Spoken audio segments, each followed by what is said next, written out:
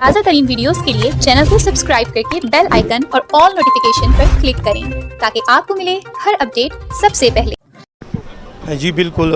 दा टेमा सरा एजुकेशन आला तालीम मिनिस्टर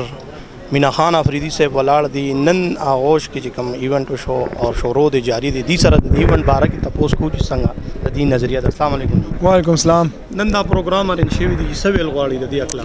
यकीनन ډیر ښکلی او د خیر کار دی نن د یتیمانانو د عالمي ورځ په بنیاد باندې کوم چې الخدمت آغوش د یتیمانانو لپاره د افطارې بندوبست کړی دی. آغوش یقینا د یتیمانانو لپاره د هغو د کفالت لپاره د هغو د تعلیم لپاره چې کوم ګامونه اوچتوي ډیر زیات اپریشیبل دي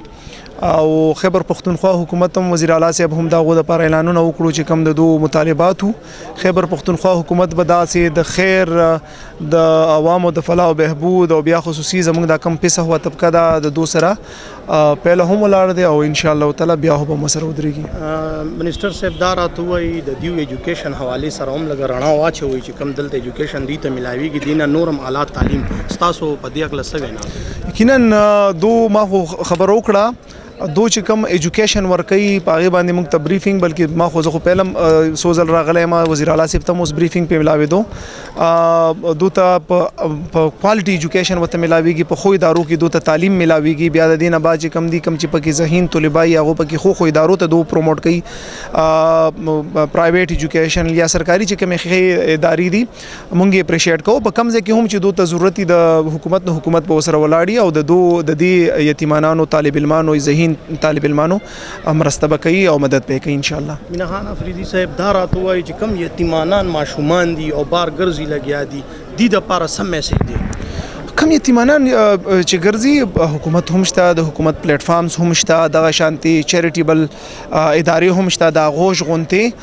مونږ هغه ته دا وایو چې دلته راشي خپل ژوند هغه په یو پلیټ فارم باندې په یو ټریک باندې واچي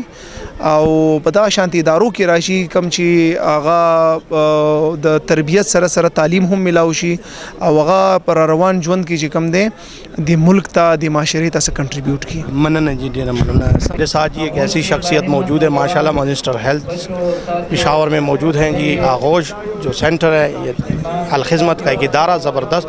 अगर जी ये बताएं कि आज के इस प्रोग्राम के हवाले से क्या कहना चाहते हैं? बिल्कुल यहाँ जो है आज इफ्तारी का इंतज़ाम किया गया था. वज़ीर आला खैबर पख्तूनख्वा अली अमीन गंडापुर साहब को भी मदऊ किया गया था. वो इधर आए,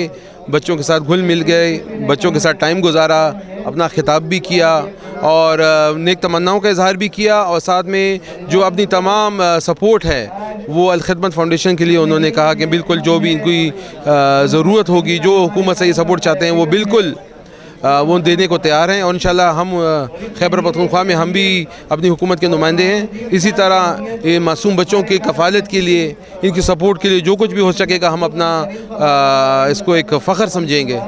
अगर जी ये बताएं इनकी हेल्थ के हवाले से कुछ बताएं. किनकी बच्चों की हेल्थ? देखिए जी ये बच्चे माशाल्लाह मैं पहले भी आ चुका हूँ, यहाँ पर विज़िट्स कर चुका हूँ और जैसे देख रहा था इनके पास न्यूट्रिशनिस्ट भी है, इनको जो खुराक है वो भी बड़ी अच्छी तरीके से दी जाती है, बड़ा इनका ख्याल रखा जाता है. तो बिल्कुल हम जब भी यहाँ आए हैं, पहले भी आए हूँ, अब भी आए हूँ, तो बहुत मुतमईन होकर मैं यहाँ से जा रहा हूँ और बच्चों की बड़ी अच्छी तरीके से जो है निगहदाश्त भी की जा रही है, इनका ख्याल भी रखा जा रहा है और अच्छे स्कूलों में इनको पढ़ाया भी जा रहा है. तो माशाल्लाह बहुत अच्छा निज़ाम चल रहा है यहाँ पर. ऐसे इदारे होने चाहिए अपने मुल्क में हमारे. बिल्कुल होने चाहिए जी, ऐसे इदारे तो पाकिस्तान में होने चाहिए और ये तो मैं कहता हूँ कि अजर अजीम कमाने का एक बहुत बड़ा ज़रिया है और ये मासूम बच्चे जो हैं हमारे मुल्क का मुस्तकबिल है और ऐसे ही मुस्तकबिल को जब अच्छी तरीके से